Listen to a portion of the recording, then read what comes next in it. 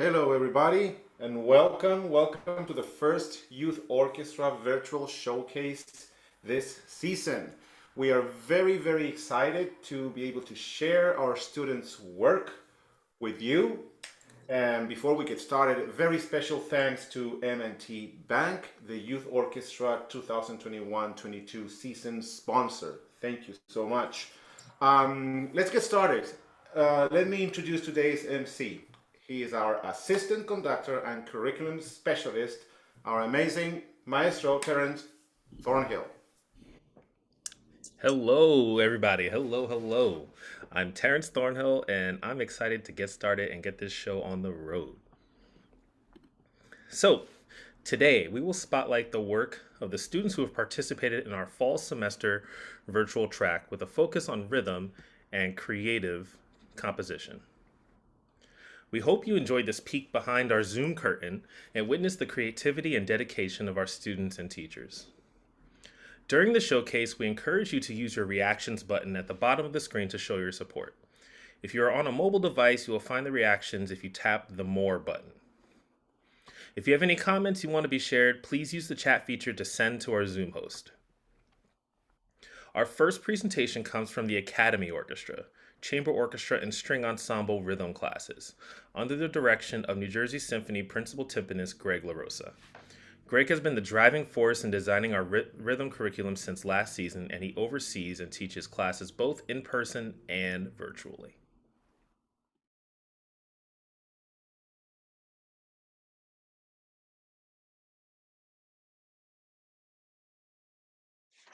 So the first song I found was Lavender Field by Karen Tanaka. It's actually part of the ABRSM grade 6 book. And the interesting rhythm can be seen on measure 3, where the right hand is a bunch of triplets and the left hand is dotted corno, and then a dotted eighth note, dotted eighth note. So we've got a couple of different rhythms going on. Can you say those one more time, just so we have an idea? And I'm gonna write out some of these ideas up here on our whiteboard. The left hand would be a dotted eighth note, and then another dotted eighth note. What's our time signature? 6/8. 6/8. Okay. What's in the right hand? Oh wait, actually, the first two measures are 6/8. This measure is 9/8. 9/8. All right. Let's change that to 9/8. All right. And then the right hand is eighth note, eighth note, eighth note. Got it.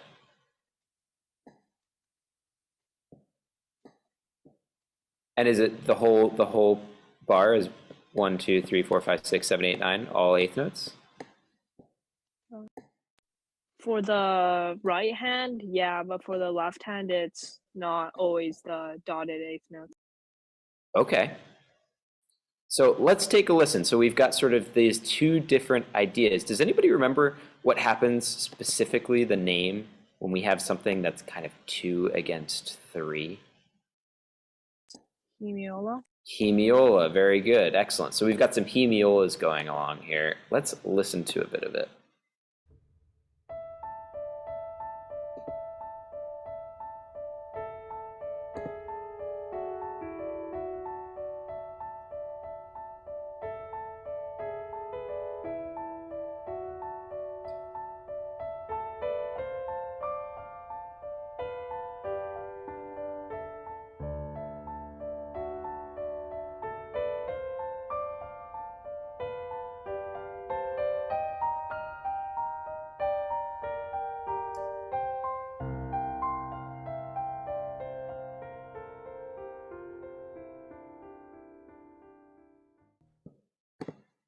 Cool.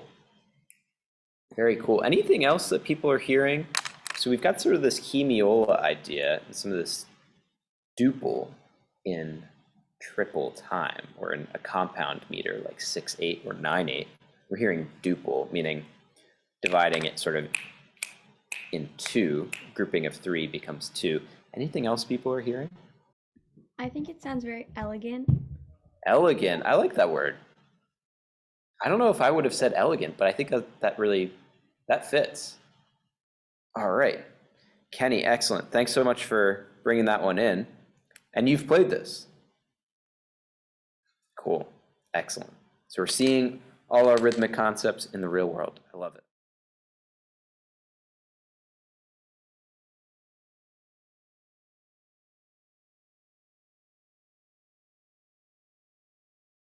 All right, so Paolo, you had one you were listening to. Yes, it's called 3090 by Jonathan Larson. Okay, do you want me to pull it up so we can listen to it together? Yeah. So, Paolo, give us a little bit of a quick summary of things we should be listening to, because I'm not familiar with this. So just listen to the piano, and also just hear the rhythm of it, because it's so cool. Like, it changes from like slow to fast, and then like changes all around, and you hear different things. It's like hear some other people that sing, and you hear multiple instruments come in. It's cool. All right, let's check it out.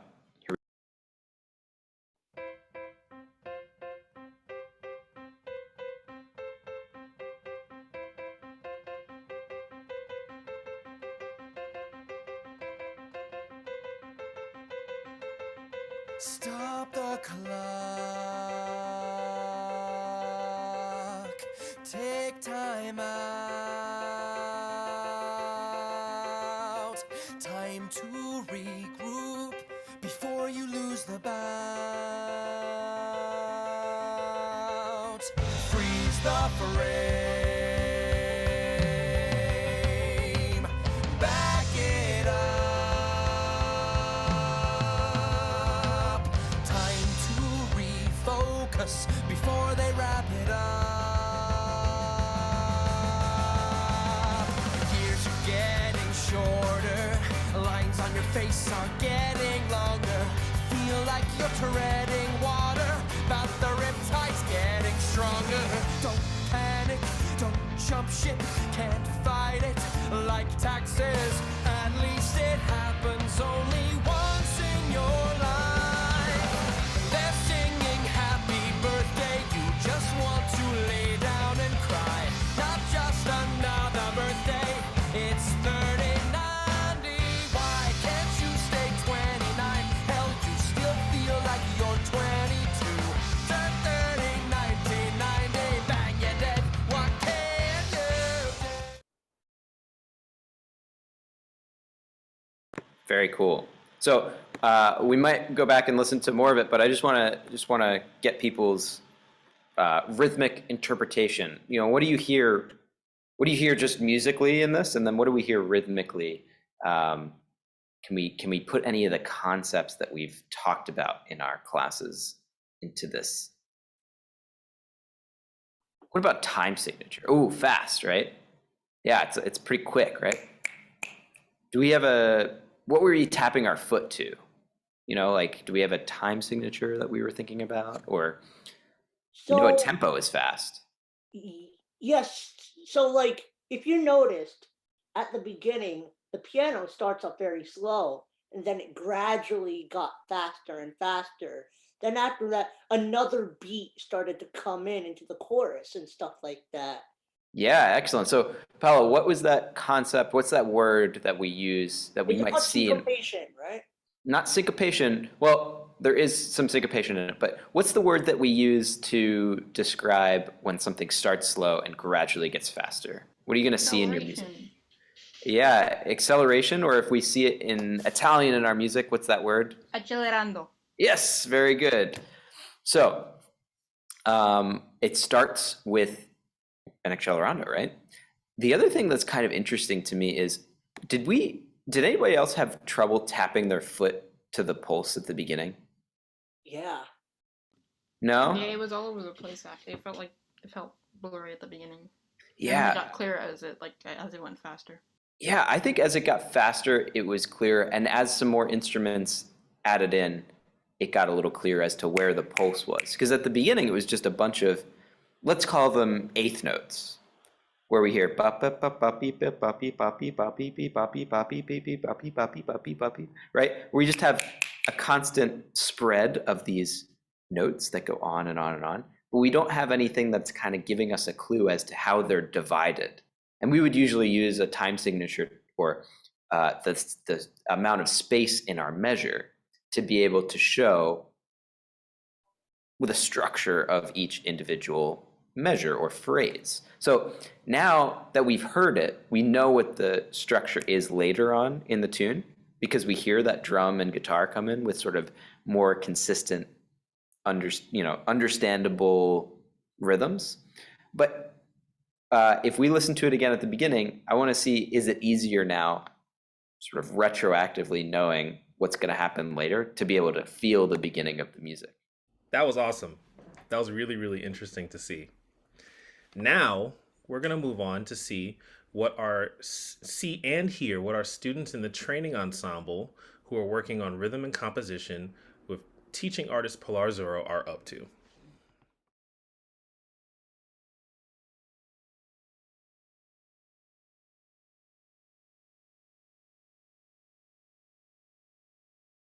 Who would like to read 2A? I want to volunteer. Okay, Junior, go for it. So, Three. yeah, give us count 4 and then you start so that everybody can do it with you. Okay. 1, 2, 3, 4. 1 and 2 and 3, 4. 1 and 2 and 3, 4. 1 and 2, 3 and 4.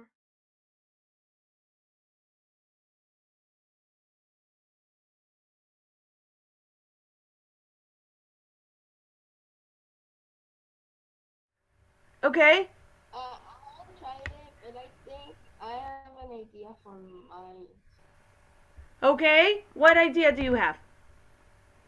So I want like the ending be from arco, change it to pizzicato, so it sounds. Ooh, that's a really good idea. I like it. That can also be. So you think the last 3 notes, pizzicato?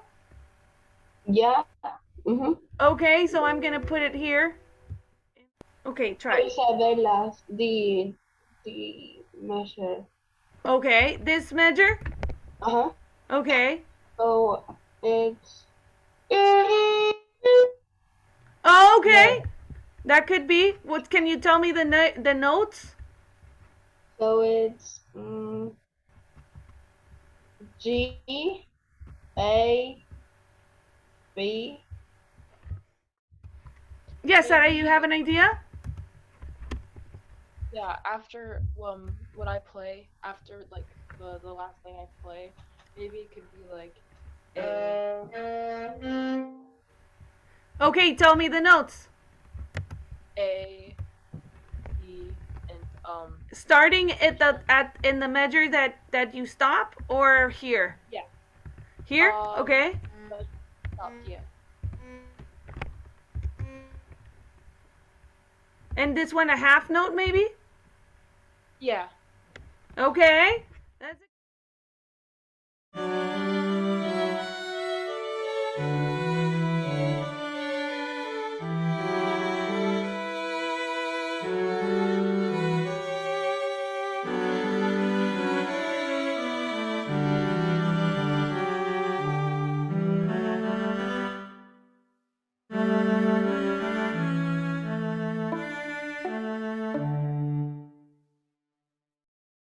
Wow, that was great. That was amazing. That's so creative by our students, and thank you to Miss Pilar for leading them through that. That's really, really, really cool. All right, the next presentation that we're going to see comes from teaching artist Gavin Davies, who's worked with our training ensemble students on rhythm and composition.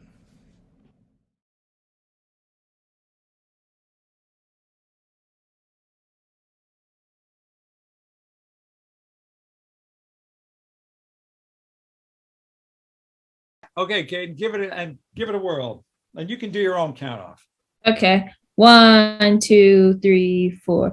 1, 2, 3, 4. 1, 2, 3, 4. 1, 2, 3, 4. 1, 2, 3, 4. All right, Mateo, count 4 beats and see if you can clap Caden's rhythm. Okay, 1, 2, 3, 4. 1, 2, 3, 4. 1, 2, 3, 4. Terrific, terrific. Okay, Naomi, can you see it? Yeah. All right, go ahead, my dear. Just keep it steady, Mateo. Freeze. All right, ready? I'll give you the count. 1, 2, ready, go. 1, 2, 3, 4. 1, 2, 3, 4. Excellent, excellent.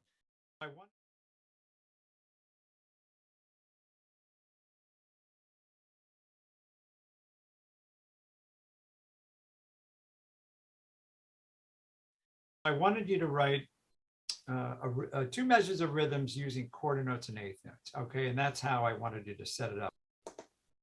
All right, so if you could hold it up to your camera real nice. Okay, so it looks like on the first beat you have eighth notes and quarter notes. Good. And Gifty, did you come up with a rhythm? Yeah, I did. All right, then why don't you show me what you wrote? 1. All right, good. The second measure is correct. You have eighth notes on the second and fourth beat. All right, Mateo, let's see what you came up with.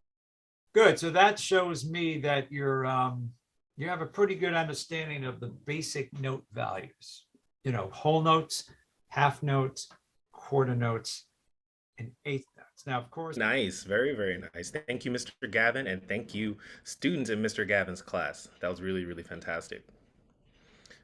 Now, the next teaching artist group that we're going to see is Miss Eugen Parks. She's worked with the next group of students from Training Ensemble with a special focus on improv as part of the creative process.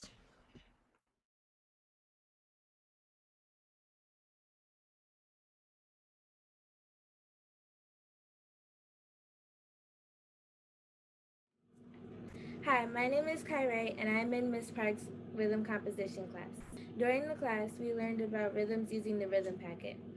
I created a composition using lesson 10, specifically 1B and 2B.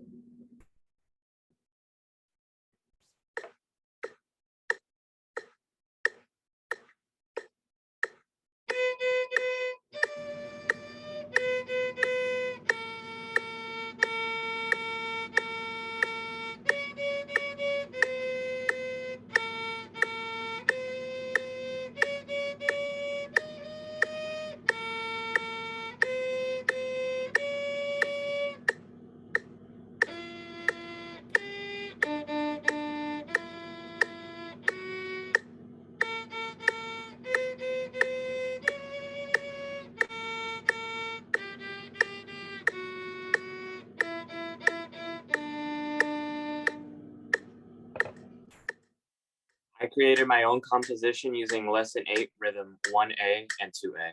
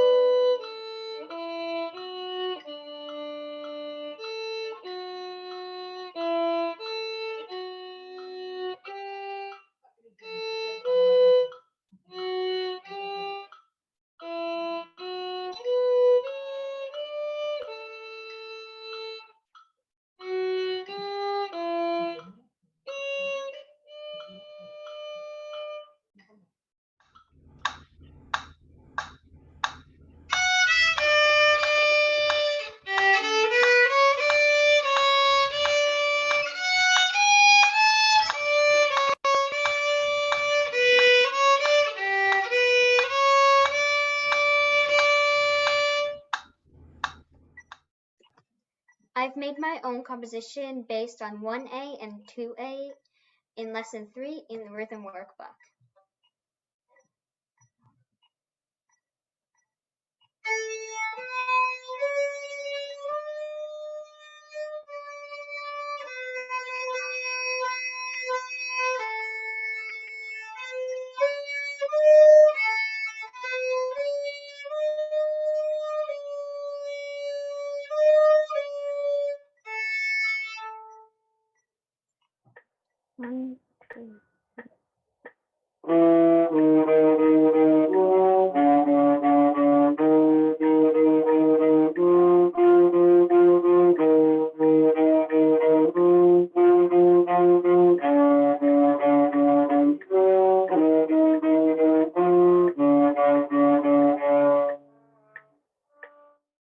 Very nice.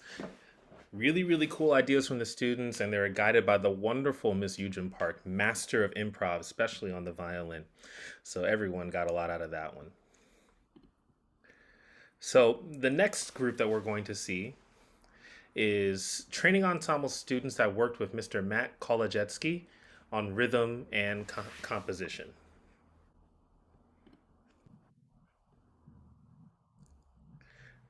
Now, Mr. Matt's rhythm class focused on what certain rhythms look like, sound like, and feel like by playing them on their instruments.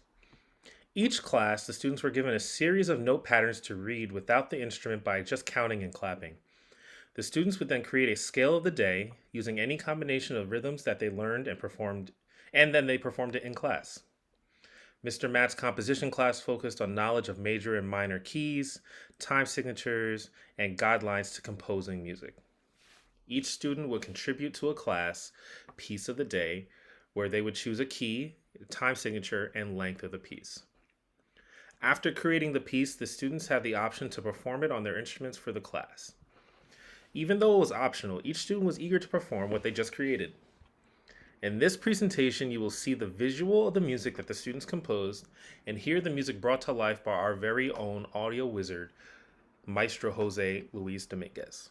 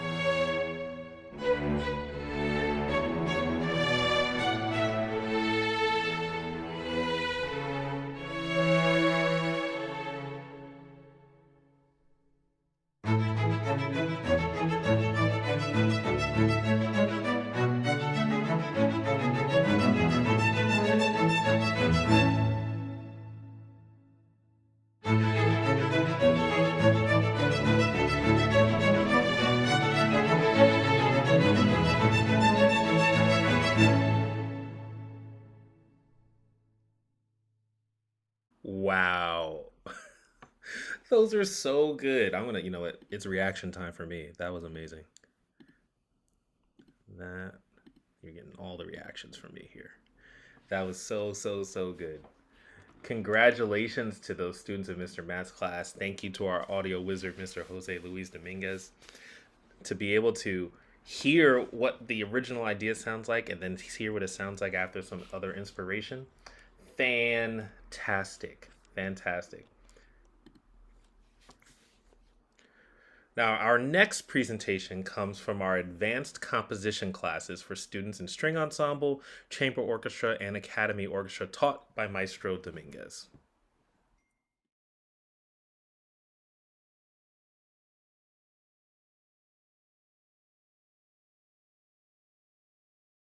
All right. Hello, everybody. How are you doing? I hope you're well. I would like to start with a recap quickly, and then we need to make some decisions of shaping the piece. So first of all, from a previous session, let's go over this quite quickly. Do you remember this melody?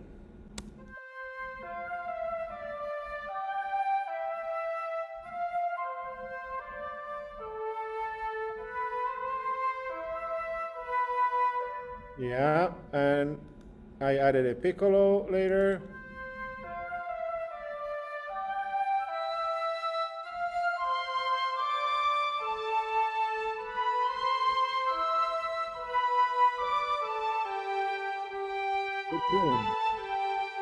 And the harmonies were this ones. Here we go again.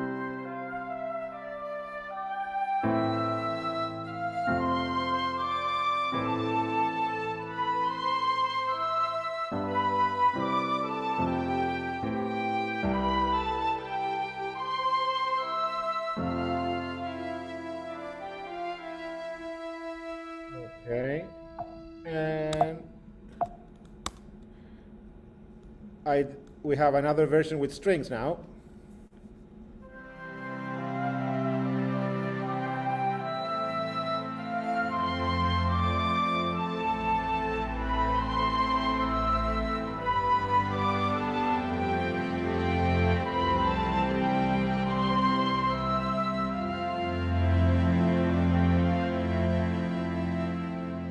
And now a full orchestra version.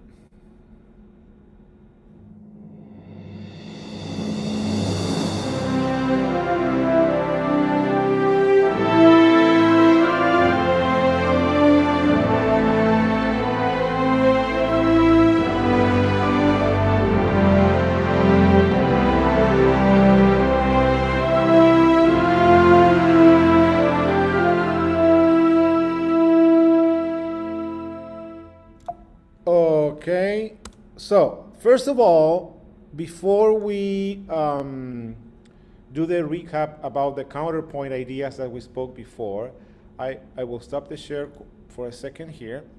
I would like to have a vote right now, because that is the melody we exercised at the beginning, and according to your suggestions, the harmonies are also yours. The chord progressions were also collectively done, and the question now is, in my opinion, there's a very beautiful tune. It's a good melody. It's good music. It needs some tweaking, though, because if you listen to it, it kind of moves all the time. It doesn't breathe, so it needs like a little bridge here and there. Nothing to worry about, really. I can take care of that. But because of the other progressions that you've been sending me by email, some of you, and other musical ideas that we wrote down when we were working, I have everything saved. The question now is, would you like this piece of music, not the arrangement, not what you heard, this is just a sketch, but that melody and that harmony, would you like that to be part of the final piece? So I think that we should vote, because it has to be a decision done by everybody. So if you want this to be included after we tweak it, arrange it, and improve it, of course, reorchestrate it, if you would like that musical idea to be part of the final piece, raise your hand, please. 1, 2, 3, 4, 5. Oh yeah, everybody. Okay. I'm glad you know you like it. Okay. We will tweak it, we will arrange it, and so on. So I also have a recap to make regarding the concept of counterpoint that we spoke last week. And I have an example for you that I actually included in this audio file the other day. So I'm going to just solo the violin section, or I'm sorry, it's the cello section that has the melody. Let's hear that.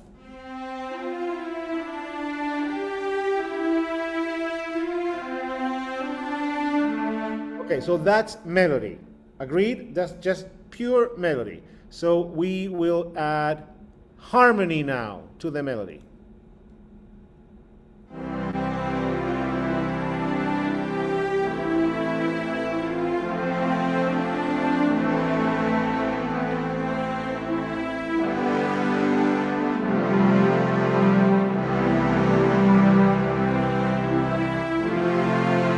Etc. Okay, so that we have the harmony and the melody, and we spoke about counterpoint. So I came up with a counterpoint example for you. We can change it, it doesn't have to stay. So I did it with the trumpet. So this is an example of what counterpoint is. This will happen at the same time that the melody happens. Here we go.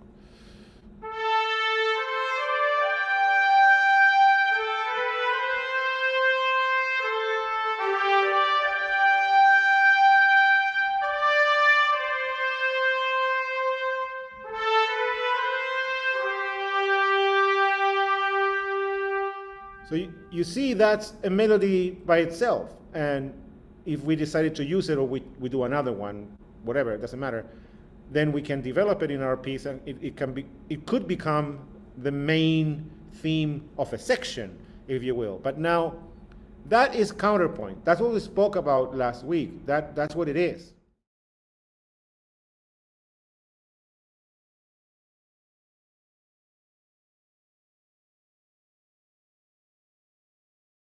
Not all of you have sent me music, but many of you. So I put something together.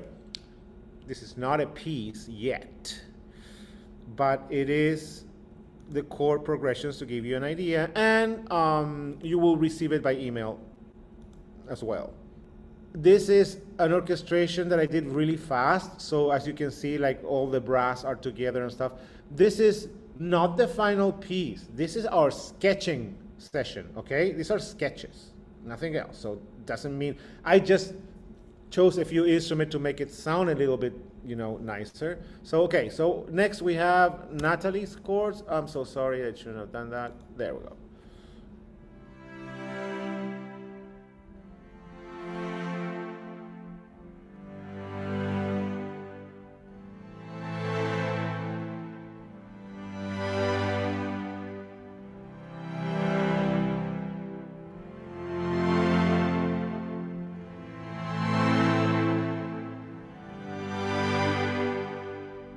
All right, so what I did there is this.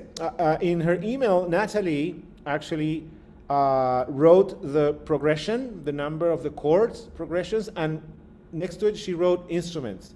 So she asked for cellos, and then violins in the second line, and then violas in the last line. All right, now Kevin chords. Kevin wrote bassoon or cello. So what I did is I took his chord progressions and I wrote them for bassoon with a cello coming in later, not with a melody, just with one note of the chord. Here it goes. Let me just get rid of that. All right.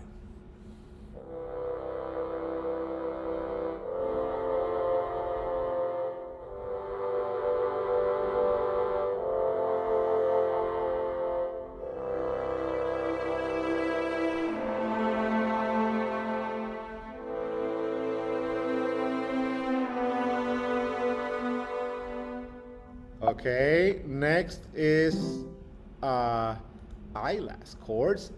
She sent me a beautiful written music paper, a manuscript, fantastic. So I decided, no instrumentation was there, so I decided to use a harp and some woodwinds.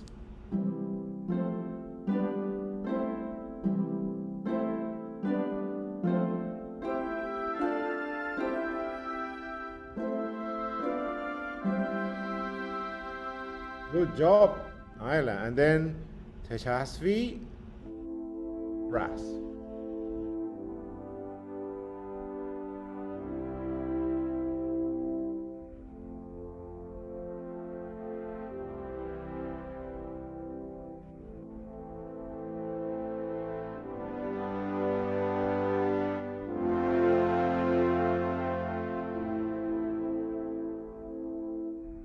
Okay, that's what I have so far. Everything I have received by email in terms of chords is here.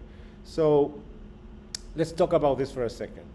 I would like to know, this is the simple chord progression with the cellos. I selected a cello sound from a beautiful sample library that it's called Burling Strings. It looks like this. And it has, among hundreds of articulations, I really love this one because it's actually, they recorded the players doing the dynamic themselves. So when you hear it, you're not actually listening to me doing the dynamics. I just play the chord and the recording does the dynamics. So it's absolute realism in the sound.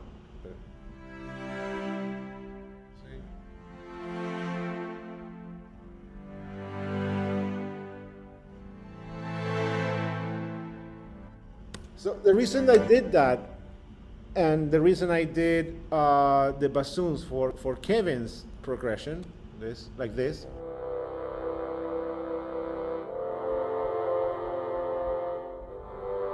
The little dynamic here and there, and the harp for Ayla.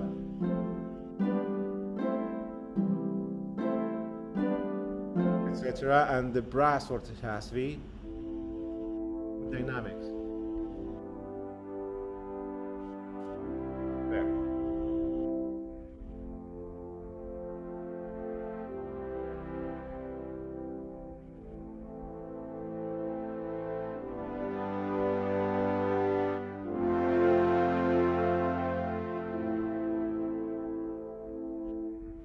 I just wanted to show you how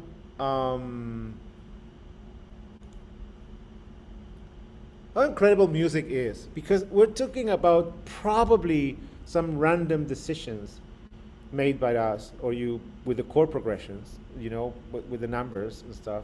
And then just by assigning an instrument to them or a section, and just by me playing them with adding the humanity when I perform it and I use the dynamic wheels, or I choose a sound that has a dynamic of players doing dynamics, then it becomes musical right away. I mean, this is just our sketch, but I could tell some of the reactions when you heard, especially the variations of the cellos, those chords, like that effect becomes a musical idea.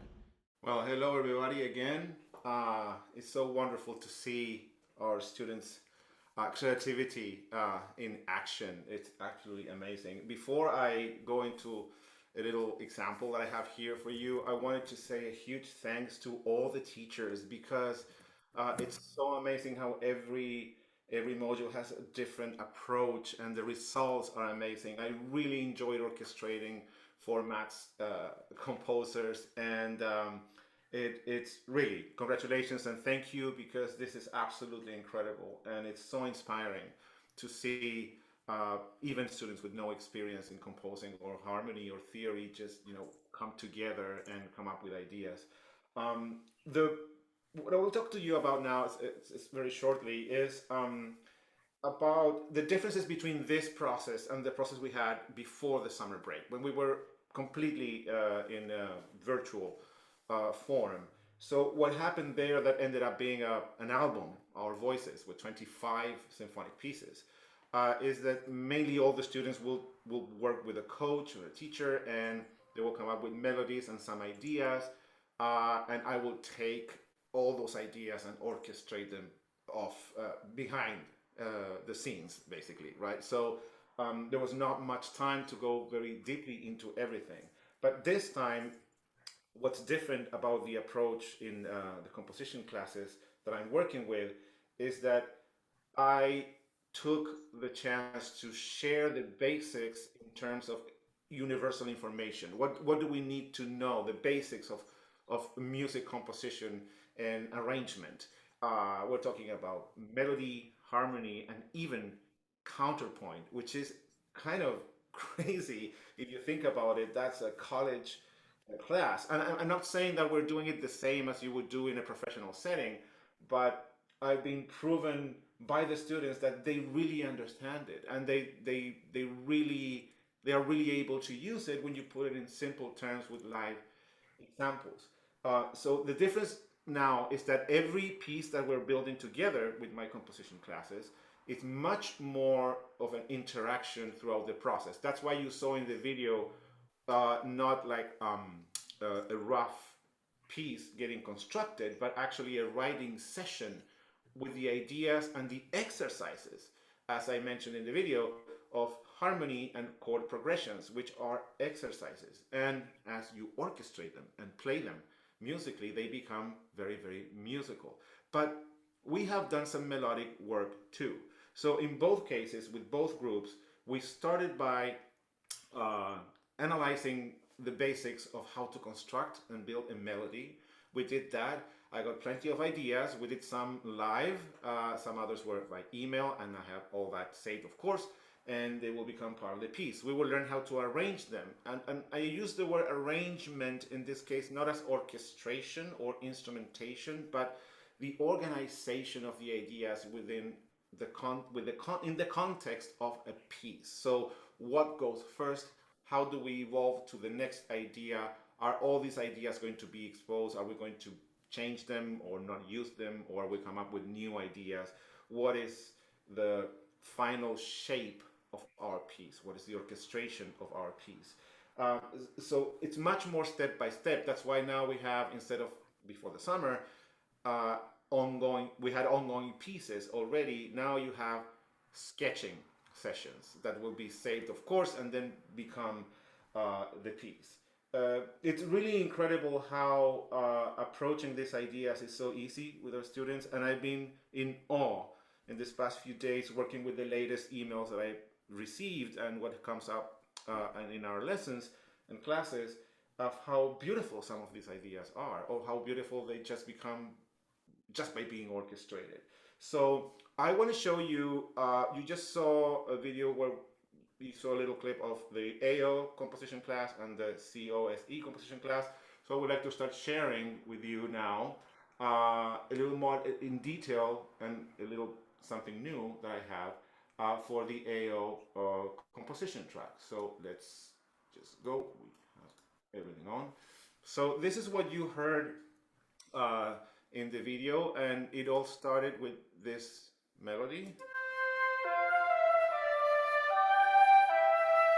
with the flute, and the addition of the piccolo is to make the melody feel a little bit more natural in the high register, because we had a very interesting discussion of how the melody went really high in one moment when we were writing it. So having the flute itself do the jump maybe was not the best idea, so we layer another instrument that plays an octave higher, and it becomes a little bit more regular. So the steps of this sketch are the melody. And the melody was constructed collectively, actually, by the students. So it's not by one, it's by all of them. And the chord progressions were assigned to it live in a class, actually, in the drawing board.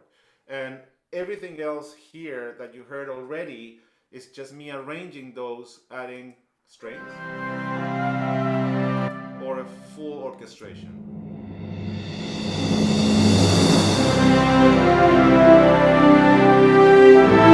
Now, what you did not hear in the video is actually the counterpoint, which is incredible that we're talking about counterpoint with our students. It's amazing.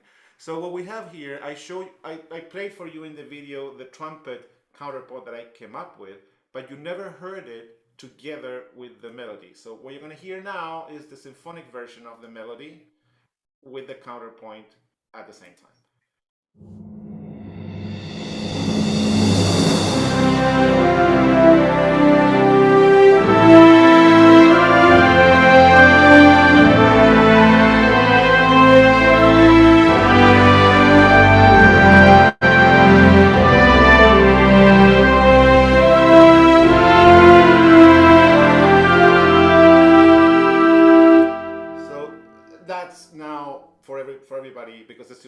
heard this. That's how the counterpoint mixes with the main theme. After the last class and before today's showcase, I already have some emails that I, of course, didn't have time to put them together now, but I have already emails by students of the class sending me counterpoint ideas for the melody. So the amount of material for the piece is just mounting up, and it's really exciting. One of our students, when we're talking about the shape that this piece might have, and as you saw, they all want this melody to be part of the piece, suggested that maybe the melody was not entirely finished, and that what we could do is actually develop it a little bit into a bridge. I wrote here a bridge example for all of you. No one has heard this. I just did this yesterday with the materials, and the students have not heard it. And students, if you're here, you will get this MP3 on an email, no worries. So the idea is, what's a bridge? We spoke about that from one musical idea to the other one. We need to bridge, we need to transition. Otherwise it would be basically the difference between a slide show of photos and a movie, right? So you transition from one thing to the other. So what I actually decided to do is take this ending of the melody right here. I'm going to solo it for everybody to be very clear. The melody starts like this, and there's an ending.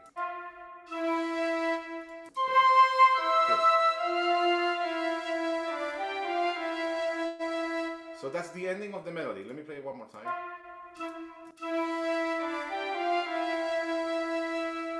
So for the bridge, and this is an exercise in composition that we will discuss later, that is what I developed for a bridge, and it sounds like this.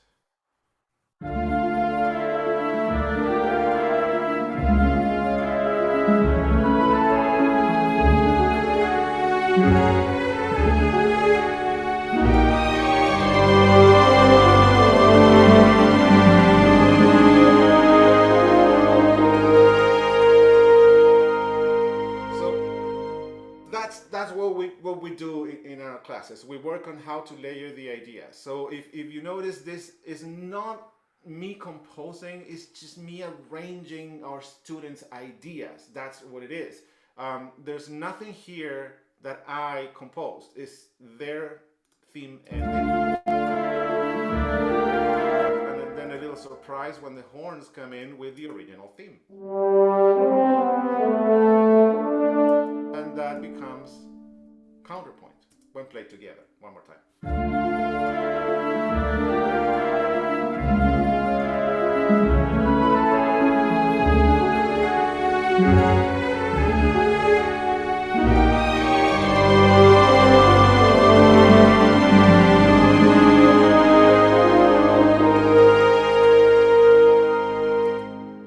And also from another student, the decision was made to have an introduction for this piece, and I witnessed a brilliant idea by one of our students of having the theme kind of a little bit distorted or changed or mutated in low strings. So I did exactly that, and this is an example of what the introduction might sound like.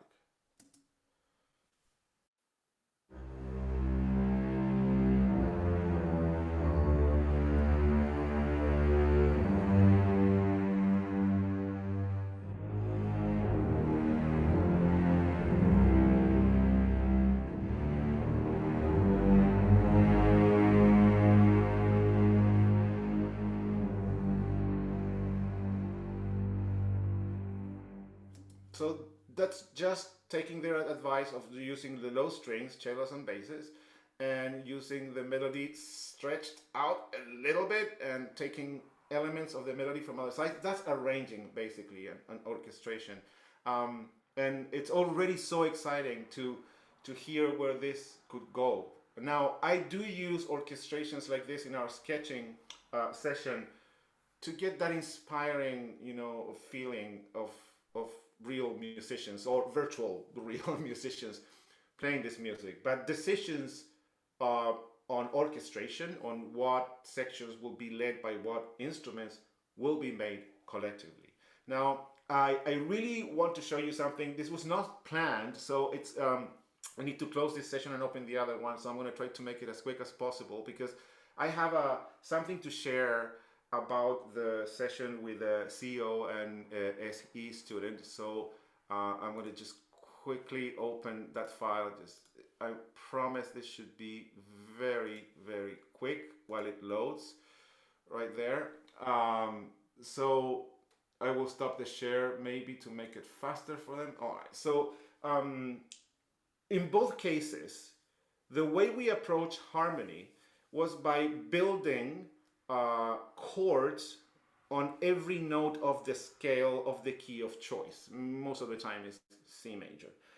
So we build the chords after each note of the scale and we get numbers. So we get chord 1, 2, 3, 4, 5, 6, and 7.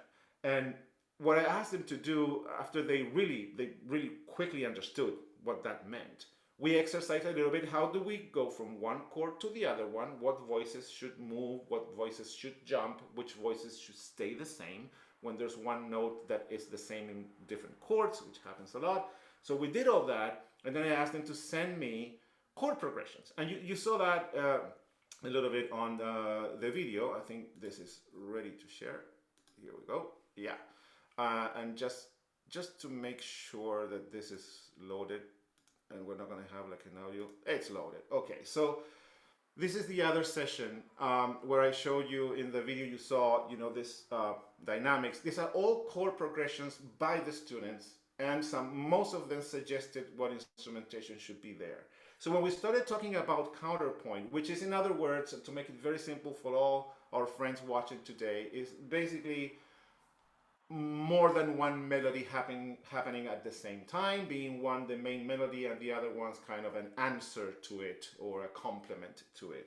It's not just like a unmovable chord or a harmony that is a long chord over which you have the melody. It's more than that. It's besides that. So when we spoke about that, and we decided to go into something live. So we were in the class and I had one student say, I have these two notes in my head, E and G, and this is what he had in his head.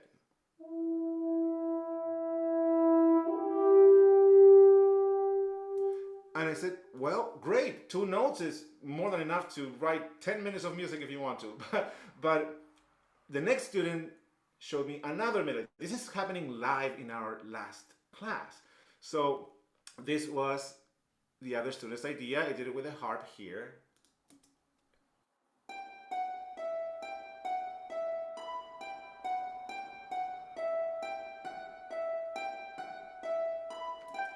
So the student played this kind of ostinato, and what we did right there, without them even talking about it before, I put both together for them. So no one has heard this, no one. This is absolute premiere, and I promise I'll send it to you, students. So what I did here as a first step is actually orchestrate those ideas that came in the lesson with just counterpoint of those two themes.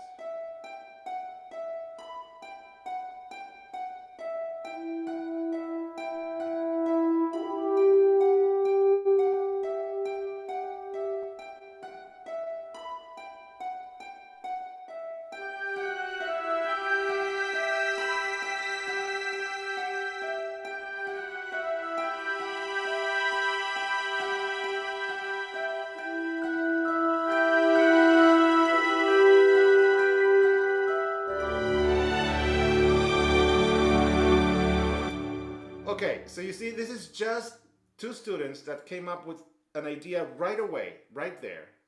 I took note, both of them, and then I put them together, and this happens. I just orchestrated it a little bit on instruments. There's not much I did here, but that's not all. And I want to end my little presentation here today and leave you with a little bit of holiday magic, if you will, because I decided to try something when I was doing this, and I went back to another session weeks before where another student came up with this chords. Let me remind them to you.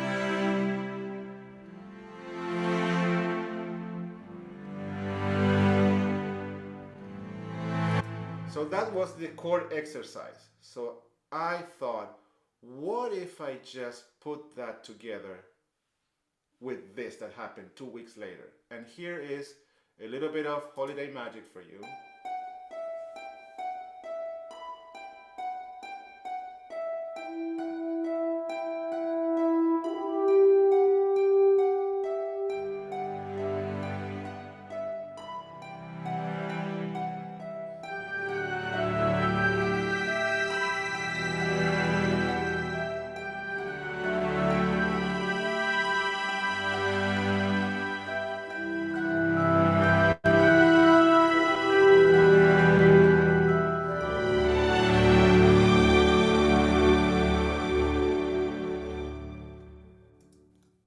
Music is amazing, and making music collectively is also amazing. And sometimes things like this happen with no need for me to tweak anything.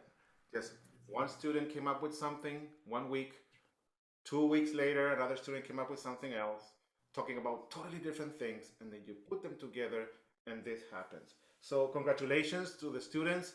Thank you for bearing with me for this little presentation, and let's continue. Terrence, you're back. Thank you. That was the coolest thing I've ever heard, ever. That everyone is so talented. Students are so talented. Maestro, you're so talented. We're fortunate. We're fortunate to have everyone. This is really, really, really fantastic. Now, to end our program, we are proud to share individual performances by training ensemble and string ensemble students who are taking semi-private lessons with New Jersey Symphony coaches and teaching artists.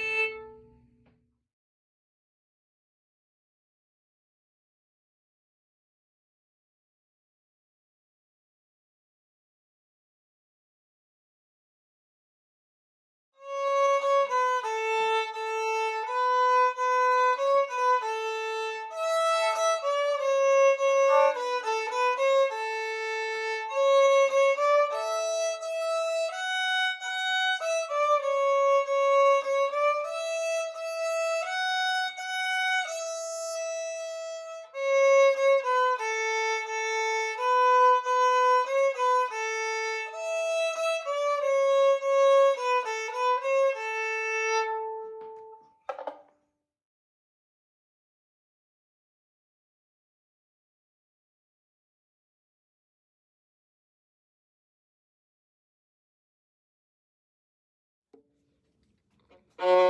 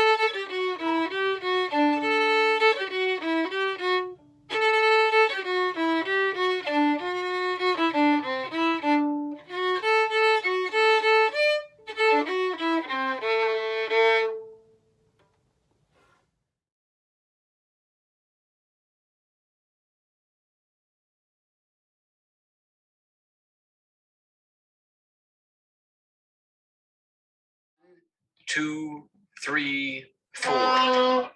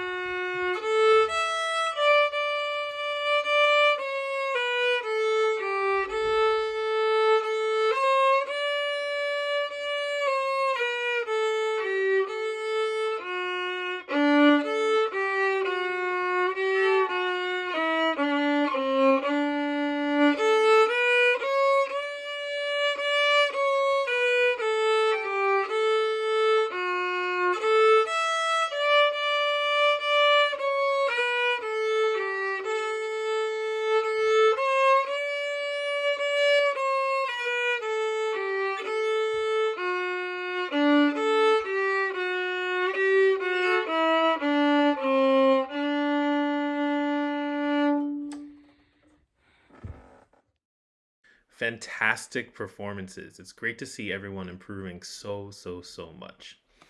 Well, that brings us to the end of our show. And before we go, I want to thank a few people.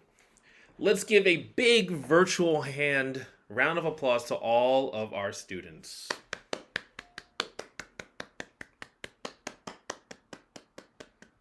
You all were fantastic and showed really how talented and how much you've improved in another virtual situation.